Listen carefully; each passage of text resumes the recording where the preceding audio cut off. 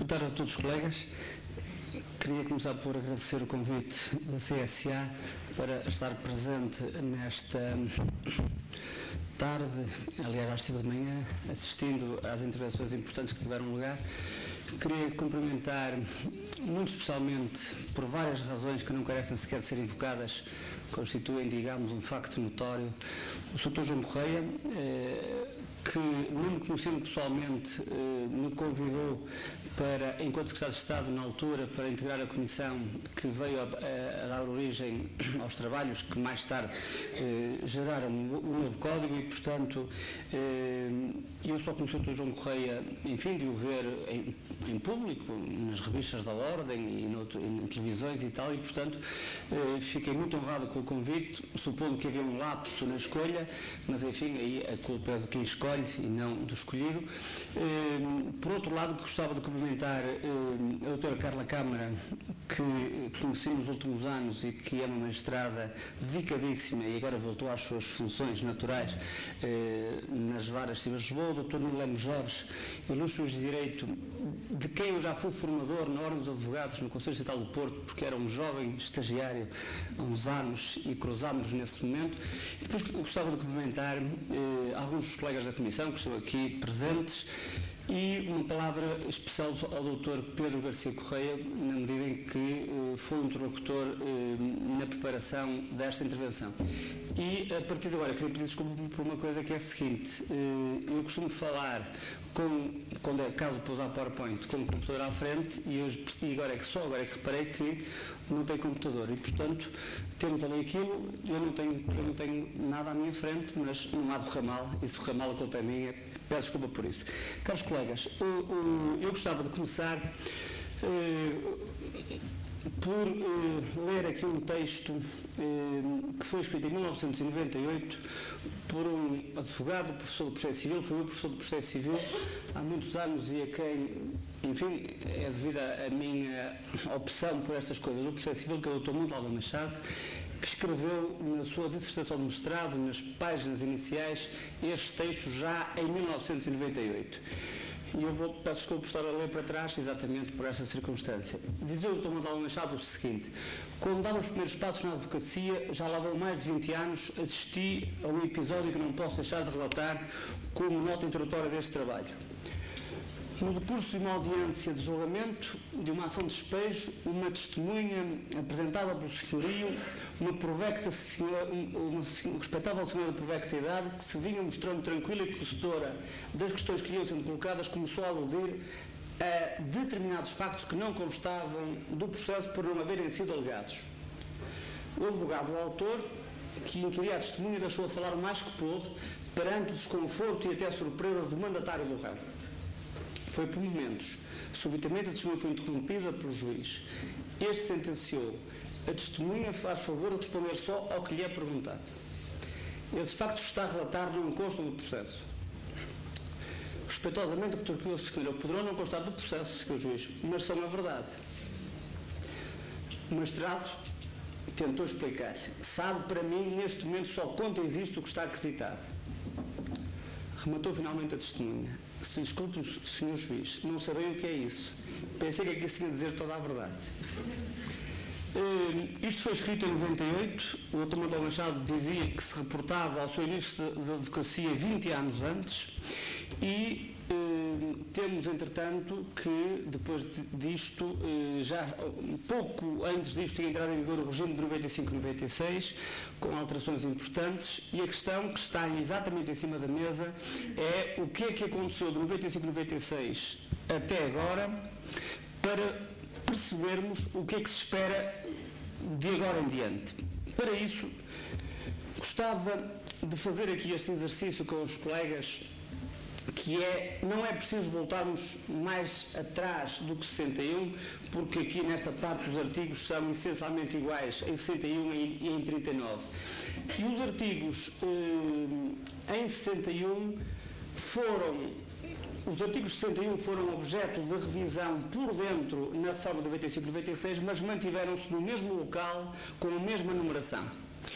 E uma das razões, ainda hoje o professor Léo Freitas dizia que, enfim, a renumeração causa algum desconforto, pois causa, é verdade.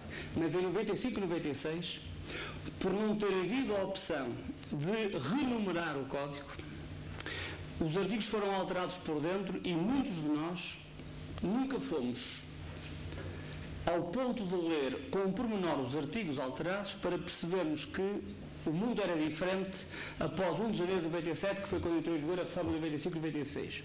Para tentar demonstrar isso, vamos ver alguns dos artigos. Vejam os colegas que o artigo 513 do Código de 61 dizia o seguinte: as diligências destinadas à produção de prova só podem recair sobre os factos constantes do questionário.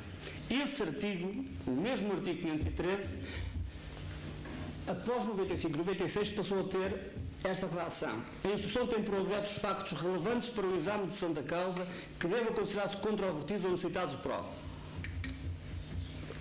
Dir-me-ão, bem, é mais ou menos a mesma coisa.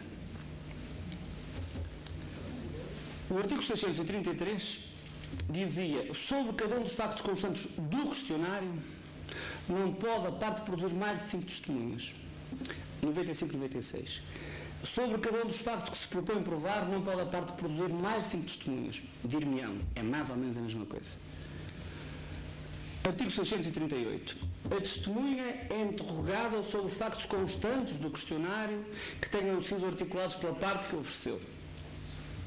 95 e 96. A testemunha é interrogada sobre os factos que tenham sido articulados ou impugnados pela parte que ofereceu. Dir-me-ão, é a mesma coisa. 653. Diante dos factos que citados, o acórdão, isto era numa perspectiva de tribunal coletivo ainda, o acórdão declarará quais o tribunal julga não provados e, quanto àqueles, especificará os fundamentos que foram decididos para a convicção do julgador.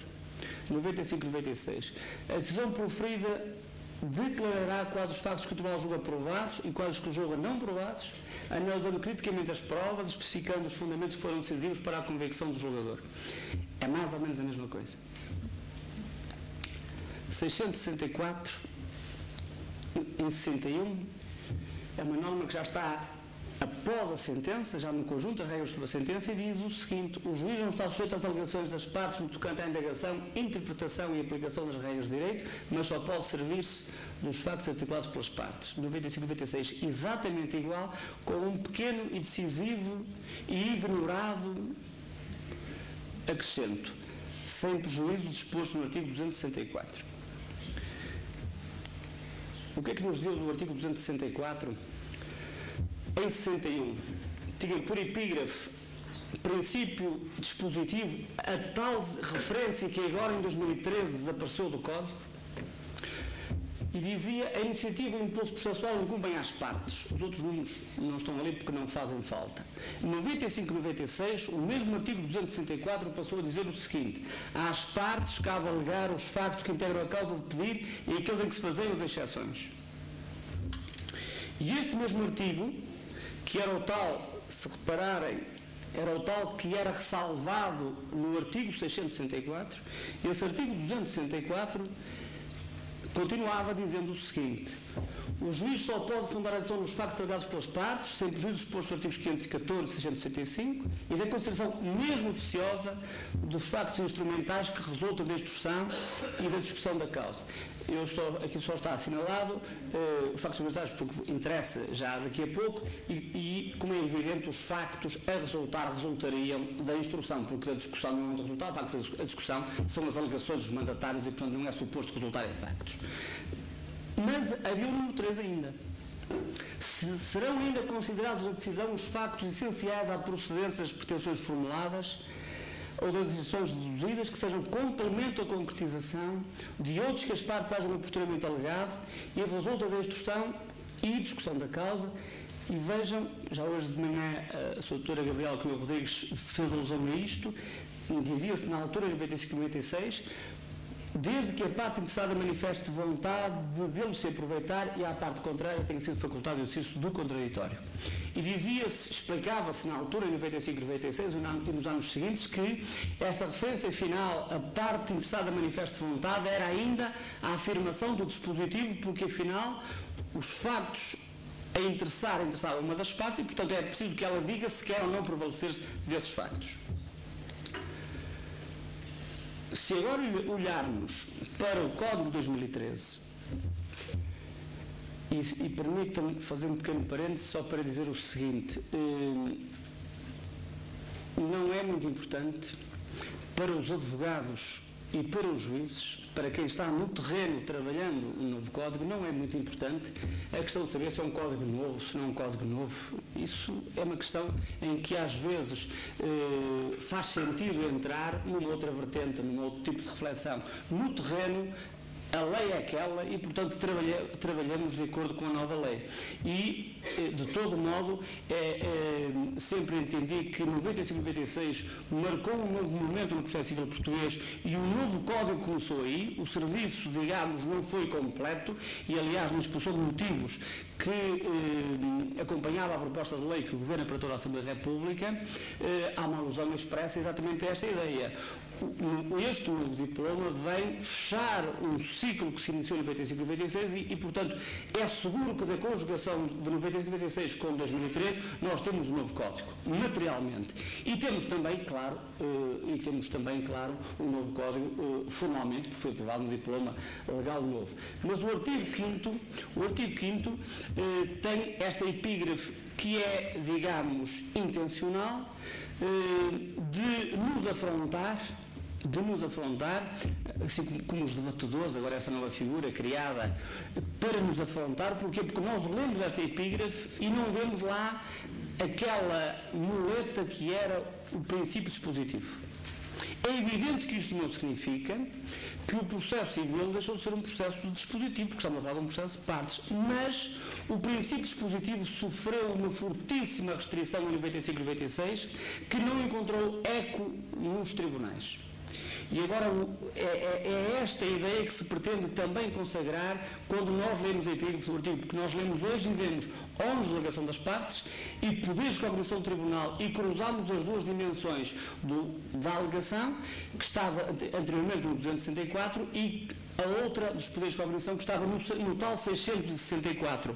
E por isso agora, quando nós lemos o número 1 do artigo 5º, às partes que alegar os factos essenciais são os mesmos de que falava o 264, só que agora houve, enfim, o cuidado de expressamente usar a expressão factos essenciais, que integram a causa empírica a que se fazem as exceções. E depois o número 2 vem tornar ainda mais claro, mais explícito aquilo que resultava do número 2 ou do número 3 do artigo 264, que eu há pouco mencionava. Com uma vantagem acrescida, é que, e também não é por acaso, é que, como os colegas já todos repararam, as regras sobre os princípios do processo estão na fase inicial do Código. E é muito importante que os princípios sejam colocados na parte inicial do Código, porque os princípios iluminam todo o sistema. E é bom que nós sejamos confrontados com isso logo quando folheamos o Código nas suas primeiras páginas.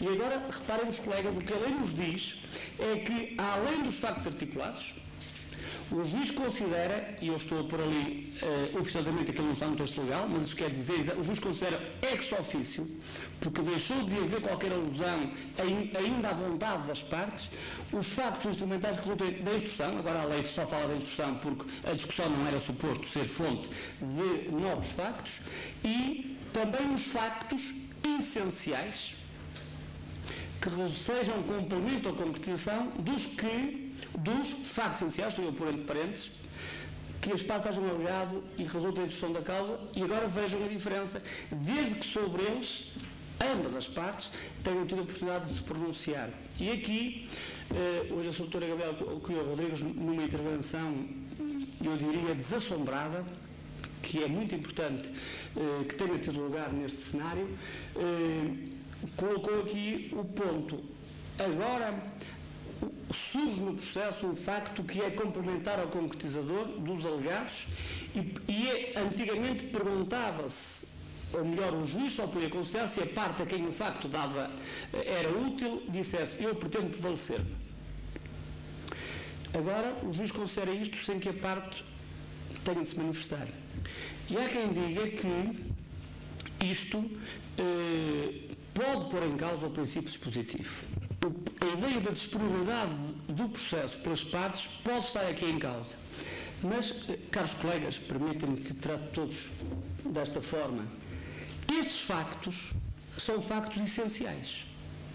São factos sem os quais a pretensão do autor ou do réu, conforme estamos a falar da causa pública das exceções, sem os quais a pretensão não é procedente.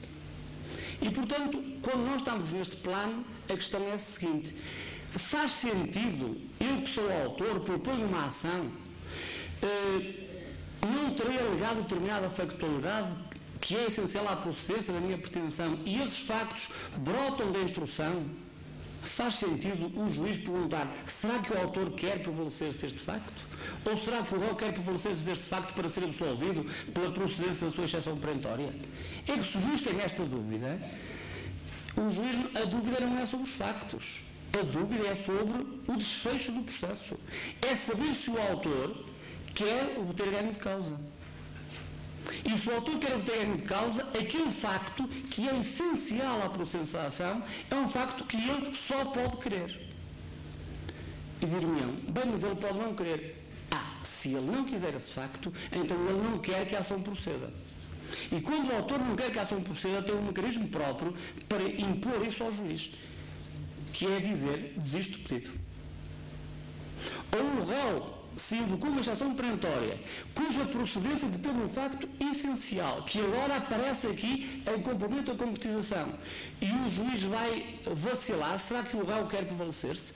Bem, se o réu não quiser prevalecer-se, não quer que a exceção proceda. Se não quer que a exceção proceda, que era a condição para ser absolvido o pedido, então o réu tem um caminho, e a sua vontade aí é imperial: confessa o pedido. Caros colegas, isto é muito claro. É muito claro.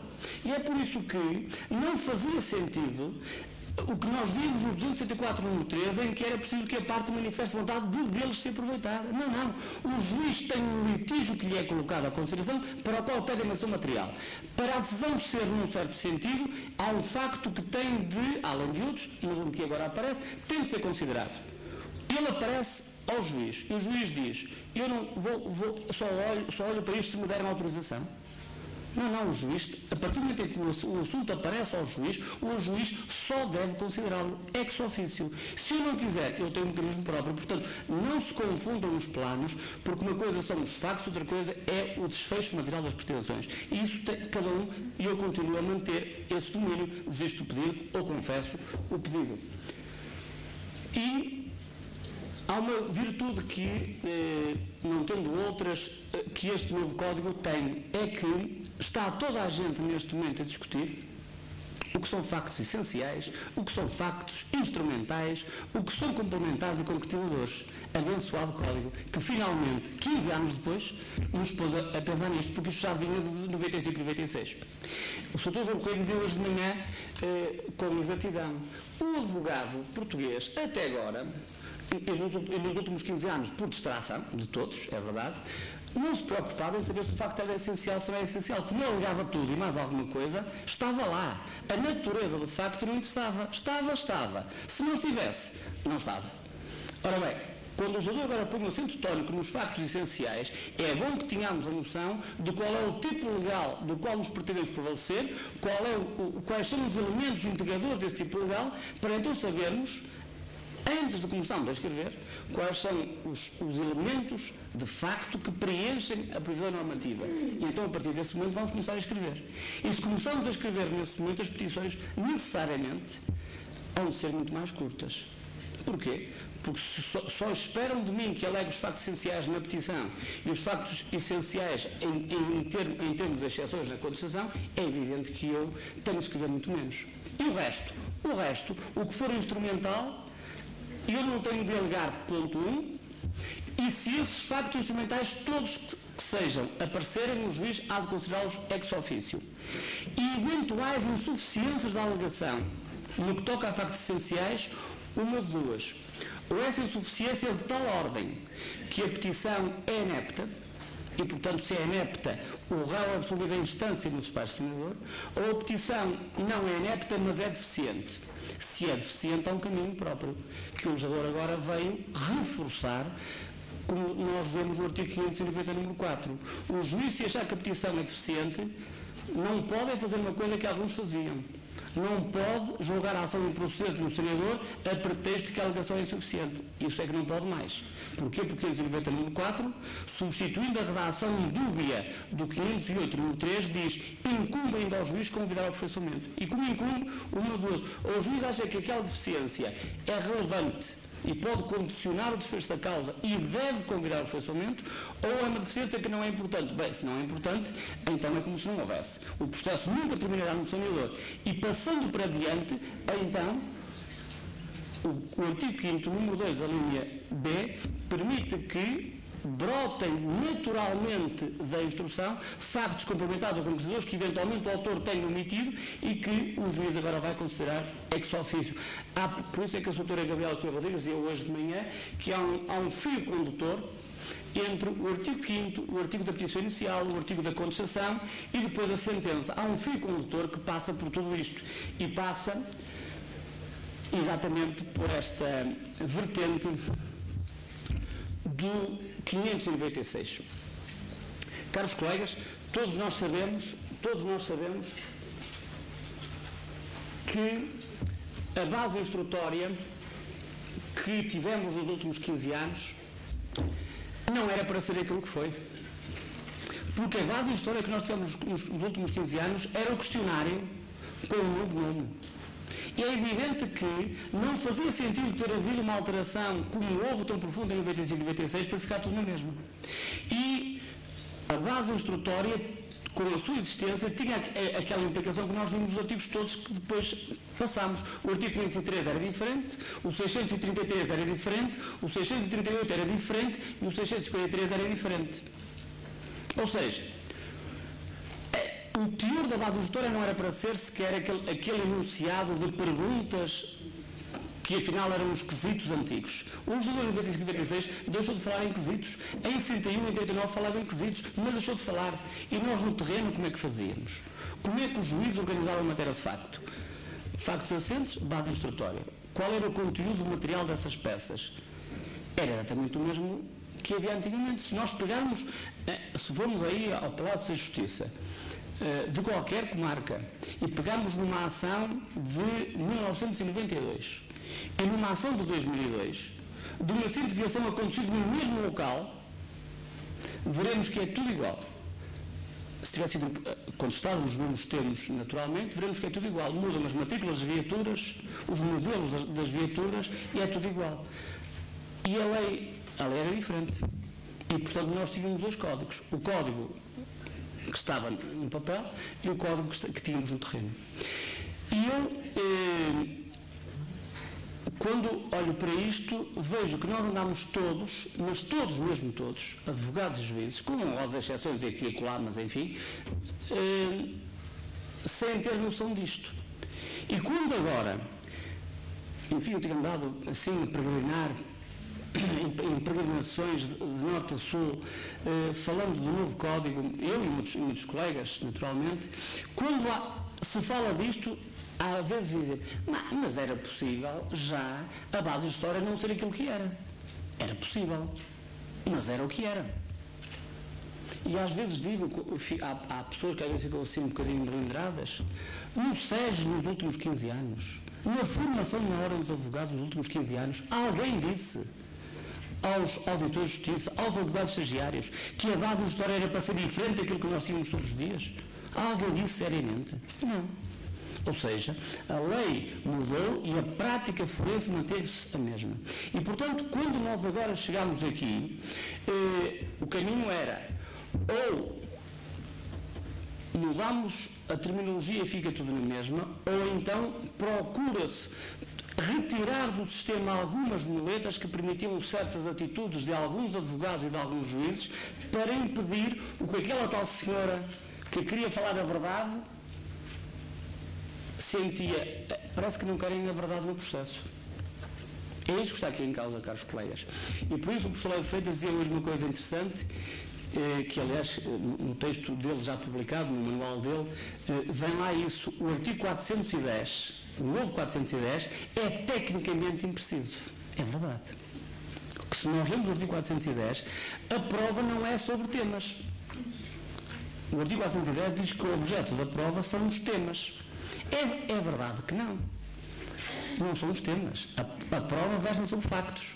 Mas nós bem sabemos que, se usássemos uma impressão tecnicamente mais precisa, havia um risco que se falasse ali em factos, naquele momento, que é o 410 novo, é o antigo 513, se falássemos ainda em factos, havia este risco de os profissionais do foro, com uma leitura às vezes mais apressada, dizer, afinal, assim não. Agora, o que ali está são temas, e portanto joga com o 596. E portanto, nós não queríamos mais. E vejam que, quando digo nós todos nós, profissionais forenses, nos queixávamos do questionário e nos queixávamos da base de história. Mas depois, no dia-a-dia, continuávamos, contrariados muitas vezes uns, outros porque já dava jeito neste processo e não dava naquele, os juízes, naturalmente, com alguma inércia, porque o questionário e a base de história são um bom elemento de controle da audiência para o juiz. Com certeza que sim, mas a questão não é da conveniência dos profissionais do foro, a questão é da conveniência do sistema para uma justiça material. E, portanto, procurou-se cortar com essa tradição, e vejam que é uma tradição que tem mais de 70 anos, que remonta a 1932, nem é 39, porque o questionário entrou em Portugal em 32, que não tem paralelo noutros sistemas conhecidos. E que tinha uma consequência de a matéria de facto ficar cristalizada mal findada nos articulados. Era assim em 39, era assim em 61. E em 95 e 96 era diferente no papel. É que os colegas recordam-se que em 95 e 96 passou a prever-se a hipótese de ampliação da base instrutória. 650, número 2, a linha F. Quantas vezes é que os colegas, advogados neste caso, viram a base de história ser ampliada com naturalidade? Qual era a reação da parte contrária àquele advogado que pretendia a ampliação? Qual era a reação do juiz? E as ampliações que nós vimos, muitas vezes, eram arrancadas a ferros em audiência. E muitas das vezes as ampliações que eram feitas eram perfeitamente irrelevantes, porque às vezes editava-se a base de história em matéria instrumental, quando era suposto nem constar de lá originariamente, menos ainda em ampliação. E, portanto, havia aqui uma confusão enorme no terreno. E, portanto, quando se pensa nisto, pretende-se pôr fim a esta técnica de quesitação sincopada e atomística de pontos de facto. Aqueles factos, os factozinhos, os factoides que a gente às vezes falava nas reuniões, tudo ao milímetro. E vejam que o problema não é a existência daquelas perguntas. Porque no limite elas estão lá. E estavam lá porque nós alegávamos tudo e, portanto, estava lá. Mas o problema não é o que lá estava. O problema era o que não estava lá porque não foi alegado originariamente e depois, como não foi alegado, não foi levado à seleção de matéria de facto e como não foi levado à seleção de matéria de facto, não estava. E quando alguém, a tal senhora de provecta idade, começa a falar, a resposta é, não está. Não está. E como não está, não interessa. E então o sistema fecha sobre si próprio, os factos a quererem entrar e o processo fecha-se, isso não interessa. Lembrete dos 5 minutos. Os últimos 5 minutos? Lembrete. Pronto, não, mas está tudo controlado. Está tudo, pronto. Está tudo controlado. E depois, nós no 596 vemos, antes dos temas da prova, vemos a identificação do objeto do litígio. Vejam que o objeto do litígio no nosso sistema, tradicionalmente, onde é que era fixado? Era na sentença. O juiz, no 659, dizia, a lei dizia, o juiz identifica o objeto do litígio no fim do processo. Quando já o juiz está sozinho para fazer a sentença, é que vai dizer, o objeto do litígio é este. E nós depois recebemos aquilo no escritório. Bem, então não é bom que haja, isto entronca na audiência prévia, que haja um momento, fim dos articulados, em que os juízes e os advogados, numa reunião de trabalho, como deve ser a audiência prévia, definam aquilo que está em causa? O objeto do litígio, o juiz, ouvidas as partes, diz aos advogados, e portanto às partes, aquilo que eu tenho para decidir é isto. Isso é por referência aos pedidos formulados na ação. E depois vamos agora enunciar os temas da prova. E se nós enunciamos os temas da prova com a noção de que não deve haver perguntas e menos ainda pontos de facto atomísticos e copadamente colocados, tendo presente que se eliminou o velho artigo 633, aquele artigo que dizia que só pode haver 5 documentos sobre cada facto, e os advogados portugueses andavam na véspera do julgamento, ou na antevéspera, conforme a sua disponibilidade, a fazer uns gráficos, a dizer a testemunha, vai falar disto, aquilo, daquilo outro, e a ver aquilo. É claro que quando nós só tínhamos 5 testemunhas, falavam tudo. E daí para a frente, quando nós temos 6, 7, 8, 9, 10 testemunhas, temos de fazer uns gráficos. E depois a testemunha começa a falar e nós vamos queimando essa matéria, e quando vem a 6ª ou 7ª testemunha indicada a outra matéria, de repente fazem uma pergunta e ela fala daquilo que sabe. E de repente nós percebemos, e agora? Era esta que eu devia ter indicado ao 6 e ao 7. E às vezes tentamos. E o colega da parte contrária, atento, diz, está tapado. É a expressão, está tapado. E a testemunha diz, tapado eu? E o funcionário, em audiência, ali na mesa, em frente ao juiz, baixinho, o juiz, está tapado. Assim que ele fazia. E o juiz, se ainda não tinha reparado, começa a ver isso. É verdade, Sr. Doutor, não pode. E nós dizemos, pois, mas... E o juiz diz, Sr. Doutor, lamento. É assim a resposta do juiz, lamento. E o juiz está a cumprir a lei. Até porque não valia a pena o juiz dizer, fala à vontade, porque o outro colega vinha a arguir a nulidade. Portanto, não valia a pena entrar por um caminho, porque, claro, o outro colega vinha a arguir a nulidade ter ultrapassado. E, portanto, esta norma era uma norma absolutamente perversa, porque implicava uma pré-definição daquilo que as testemunhas podem falar, quando nós, não é suposto, sabemos exatamente aquilo que elas sabem. Podemos saber genericamente. Então, se é genericamente, elas falam genericamente sobre tudo. E depois, portanto, pretende-se que a instrução tenha uma baliza, que é esta, a dos limites naturais do processo. Quais são os limites naturais do processo? A causa de perigo e as exceções de juízo são os limites naturais do processo. Dentro destes limites vale tudo. Mas é dentro destes limites. Fora destes limites não vale porque implicaria a alteração do objeto do processo. O que se pretende é uma correspondência entre o quadro fáctico do processo e a realidade histórica revelada nos autos. O processo começa pelas alegações das partes, é verdade. Mas se, entretanto, a evolução do processo mostrar que a realidade é outra, com mais pormenor, mais isto, mais aquilo, então o processo pode dizer, não, o processo é este, a realidade é que está enganada. Porque era isto a conduzir à versão, o modo como nós lemos o sistema antigamente. E, portanto, daí que o 410 nos diga a tal imprecisão que é de reconhecer, mas tem a virtude de não permitir perversões à moda antiga, e o 516 diz a testemunha depois com precisão sobre a matéria dos temas da prova. E, portanto, agora não há limites. Há 10 testemunhas, agora não há limites. A testemunha fala virtualmente de tudo. É claro que é suposto que a testemunha, este 516, é muito rigoroso, apesar de poder não parecer, porque a testemunha deve explicar a sua razão da ciência. E, portanto, o juiz não deve, ainda são os poderes do juiz que devem funcionar, não deve permitir que a testemunha, não sabendo do assunto, se ponha a divagar. Numa cientificação, não é aceitável que a testemunha, nós perguntamos ao testemunha, o senhor viu um acidente? E a testemunha diz, eu não vi, mas cheguei logo a seguir. Ora bem, se cheguei logo a seguir, não vale a pena fazer perguntas do acidente. Mas há advogados que fazem. Compreensivelmente, admito. Mas o juiz é que não pode permitir. Mas isso é a competência que o juiz tinha e continua a ter. E, portanto, caros colegas, senhor debatedor, com a devida vénia, para terminar. Deram-me poderes. Gestão processual também permite flexibilidade, digo eu. Caros colegas, é evidente que a partir de agora coloca-se a questão de saber o que é que são os temas da prova. Bem, não se sabe. Porque os temas da prova dependem de cada processo. Nós sabíamos antigamente o que era o questionário, a base da história. O que é que era? Era o resultado do confronto das peças processuais, o que estava assente ia para um lado e o que estava controvertido, ou fosse inconfessável, ou dependesse de prova documental ainda não junto ao processo, ia para o outro lado. Isso sim, era fácil, até para os miúdos nas aulas, para explicar isto aos miúdos do processo civil é fácil.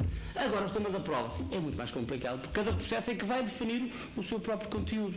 Agora, reparem, numa ação em que o senhorio diz que o inquilino tomou de arrendamento um local para comércio de sapataria e agora vem usando desde há não sei quantos meses como um estabelecimento de café, o que é que isso dava nos nossos processos antigos? Dava 40 ou 50 perguntas, pelo menos.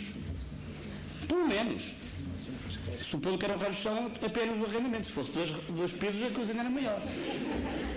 O que é que o juiz quer saber, de facto, o que é que o juiz quer saber naquele processo? Qual é o uso que o arrendatário faz do local? E com este tópico, isto corresponde ao tipo legal que o autor aciona quando põe a ação, e aqui cabe tudo aquilo que antigamente estava perguntado porque tinha sido alegado, e cabe ainda tudo o que, embora não alegado, possa aparecer no processo que contenda com este objeto. É claro que isto não permite que possamos sair deste objeto.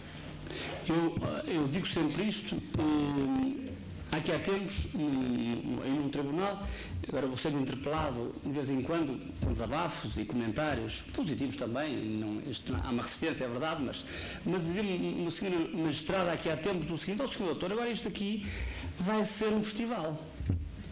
Porque nós temos um processo assim de despejo por causa de obras não autorizadas e de repente uma testemunha vai dizer, além do mais, o réu já não paga rendas há 6 meses. E portanto, dizia a senhora juíza, portanto o quê, senhora juíza? Ela, portanto, vamos para fora. Não vamos. Porquê? Porque o objeto do processo está definido. A causa de pedir é aquela e única. Agora, dentro destas balizas, digo, vale tudo. O que é que o juiz quer saber? Não é isto que o juiz quer saber neste processo. É isto que o juiz quer saber. Faz sentido antecipar aquilo que o juiz pode saber, com perguntas pré-formuladas, e depois nós podemos imaginar. Reparem que o caso de baixo, a causa a pedir, é mais elaborada, porque o tipo legal integra 2 elementos. É a falta de uso, mas também essa falta de uso há de ter uma certa duração. E, portanto, há 2 tópicos no tipo legal. Os temas de prova vão ser mais abertos. E agora o que é que cabe aqui dentro? Cabe aquilo tudo que nós tínhamos. Não come, não dorme, não toma refeições, não recebe correspondência, tem as persianas fechadas, and so on, não é? Aquilo tudo que nós escrevíamos por ali abaixo, que o réu impugnava porque não estava seguro de que fosse assim, impugnava tudo, e dava 56 coisas. Mas numa petição inicial alega tudo. A companhia de seguros, ré, naturalmente, por desconhecimento, impugna. O que é que dá aquilo? Cada afirmação é uma pergunta. Ora bem, o que é que a gente quer? O que é que o juiz, para decidir aquela ação, pretende? Ele pretende apurar algumas coisas. A dinâmica do acidente. Isto não cobre, aquele deu o pisca, olhou pelo retrovisor, abrandou, aproximou-se do esta via, aquilo que nós escrevemos aos solavancos, sincopadamente, é assim que nós escrevemos, e depois está refletido na base da história. Isto não cobre. Quando eu digo que a viatura circulava a mais de 100 km por hora e a companhia diz, não ultrapassaria 45, faz sentido perguntar a velocidade que o autor alegou e a velocidade que o réu alegou. O que é que o juiz quer saber? A velocidade. Seja ela qual for, até porque às vezes chegamos ao ponto de o juiz perguntar circulava a mais 120 e circulava a não mais de 60 e há não provado nas duas. E então, não havia velocidade? Não se provou aquelas. E também ao contrário, caros colegas, é que depois há juízes preocupados em serem mais assertivos nas suas respostas e precisos, dizem, não se provou esta nem aquela, mas provou-se 75. Mas há relações que revogam a decisão dizendo, não era essa a pergunta que estava, deve responder à pergunta. Isto acontece, já todos vimos. E, portanto, vejam como o processo se enreda em questões meramente técnicas, quando, na verdade, o que o juiz quer saber para decidir é qual era a velocidade. E a sinalização, isto aqui, cobre aqueles códigos todos, tem stop, não tem stop, tem isto. Os estragos feitos pela viatura, tudo aquilo que sejam os estragos, alega-se, mas até podem surgir estragos que, eventualmente, eu esqueci-me de referir que também partiu o vidro de trás do lado esquerdo. Apurou-se que partiu. Não alegou, não interessa. as lesões corporais da vítima. Isto não cobre tudo aquilo que nós escrevemos lá, reproduzindo relatórios médicos com palavras que nós nem sabemos o que é aquilo que quer dizer. A perda de ganho da vítima não cobre uma série de coisas. Terminando mesmo, caro Nuno. Agora trato por caro Nuno a ver se isto... Ora bem, nem por pauliana. É claro que é uma causa de mais complexa, mas nós estamos isso não foi no processo civil, nós estamos isso nas obrigações. Cá está o direito substantivo a entrar aqui. A elaboração dos temas da prova, contendo com o tipo legal que está em causa. E, portanto, é bom que os juízes, os advogados, em momento da audiência prévia, assumam o que é que está aqui em causa. E para o juiz seguir a pauliana, tem de saber, temos de obter elementos que preencham estes tópicos. Agora, aqui dentro caberá tudo aquilo que nós às vezes vemos, ele vendeu, mas afinal continua a morar lá, ele vendeu, mas afinal quem paga o IMI ainda é o vendedor, aquelas coisas que não é parte da vez são factos instrumentais, mas que se não tivessem sido alegadas, não tivessem sido perguntadas, depois quando aparece mais à frente, há reserva que entre. Agora não. É que com isto, caros colegas, é muito difícil a um juiz ou ao advogado da parte contrária dizer assim, não pode falar disso a testemunha. Porquê que não pode? Desde que caiba dentro disto, pode. Por isso é que as perguntinhas fechadas tinham um efeito perverso. Ou está dentro da pergunta ou não pode falar. E era um instrumento de poder de facto do juiz na audiência que assim desaparece. Mas não é por ser um poder de facto do juiz, é porque não era necessário e era prejudicial tantas vezes. E com isto o juiz pode ficar... Também vale para as exceções. Numa prescrição do direito à indenização, invocada na contestação. O que é que o juiz quer saber para decidir a exceção? Qual foi a data em que o usado teve conhecimento do seu direito ao ressarcimento? É isso que o juiz quer saber. Apurado este momento, o juiz só tem que fazer contas sobre o momento em que o réu foi citado para a ação. Se já passaram não sei quantos anos, se calhar a exceção procede, se não passaram a exceção procede. Mas isso é depois na sentença. A capacidade na ação de preferência, o que é que o juiz quer saber? Qual é o momento em que o preferente tem conhecimento destes elementos do negócio? O que é que vai resultar disto é depois na sentença. E este é o último slide, caro amigo. O penúltimo que está, não cabia tudo. É que o Sr. Pedro Garcia Correia mandou-nos um e-mail a todos dizer que o tamanho mínimo de letra era 32. Eu estive anteontem até à 1 da manhã a pôr isto em 32 que eu não tinha. Deu-me trabalho porque os slides ficaram maiores um pedaço. Escrevi tudo na versão original. Na sentença, artigo 607.4, isto é tudo texto legal. O juiz vai declarar os factos que julga provados e que julga não provados. Analisa criticamente as provas. Nós verificamos que estão aqui algumas palavras que são nossas conhecidas. O jogador não mexeu quando não era preciso mexer. Indicando, mas isto é novo, indicando violações tiradas dos factos instrumentais. Os juízes tantas vezes fazem isto e não assumem. Não é bom que isto seja esclarecido. O juiz deve explicar o seu processo cognitivo e, portanto, se há um facto instrumental, assume o facto instrumental, porque ele só tem caráter, só tem relevo enquanto fundamento da decisão quanto ao facto essencial e vai explicar a relação que tirou desse facto instrumental. E especificando os mais fundamentos que foram determinantes ou decisivos para a sua convicção. E, isto já conhecemos, vem de trás, os factos que estão admitidos por acordo, por documento ou por confissão. Reparem que muita desta parte já vinha antigamente da especificação ou dos factos assentes. E agora há muitos colegas que dizem, bem, agora nós não sabemos o que é que está aprovado no processo. É muito importante sabermos. Nós sabemos.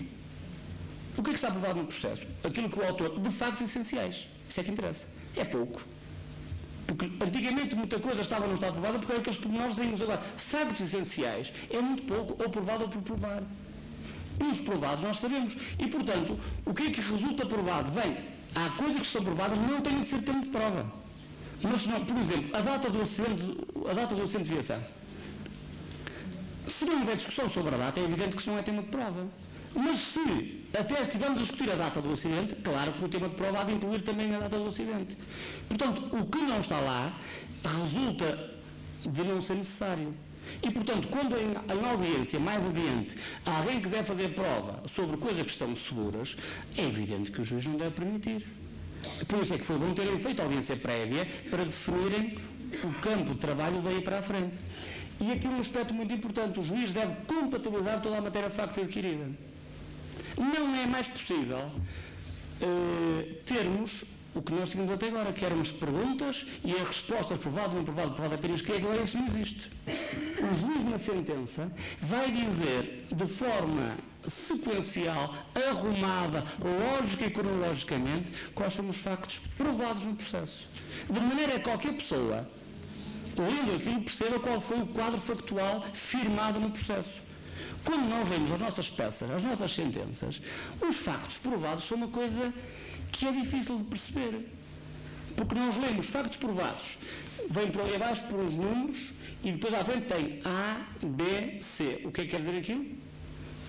As alíneas lá de trás dos factos assentes. E depois, a partir de um certo ponto, do 25 em diante, vem à frente primeiro, terceiro, quarto. Quer dizer que o segundo foi não provado. Mas nós lemos aquilo e como é que aconteceu aquilo?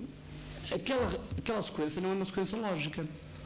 Porque, e para usar um exemplo, que uso sempre, o Dr. Brandes Salles está aqui a olhar para mim, está sempre a ouvir dizer isto, que é o seguinte: nós vemos, por exemplo, numa cientificação, numa sentença que diz quais são os fatos provados numa cientificação, e nós vemos primeiro o autor a ser atropelado na passadeira, e muitas linhas abaixo ainda vemos o autor no passeio a preparar-se para atravessar a passadeira.